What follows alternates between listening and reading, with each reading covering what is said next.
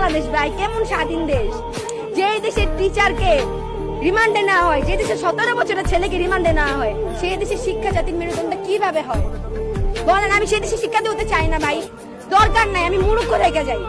আমার বাবা কিন্তু একজন আনএডুকেটেড পার্সন, ঠিক আছে?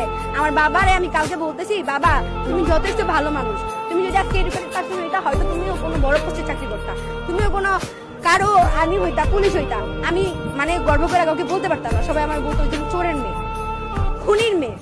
এটা বলতো। অবশ্যই আমরা আমার ফ্রেন্ড যারা আছে, পুলিশ যারা ফ্রেন্ড, আমি বলি তুই চোরের মেয়ে, তুই খুনির মেয়ে, এটা বলি স্বাভাবিক কথা হইতেছে। আমরা এখন আমাদের স্যারের মুক্তি চাই, কারণ আমরা যথেষ্ট চুপ ছিলাম, আমরা যথেষ্ট সরকারকে টাইম দিচ্ছি।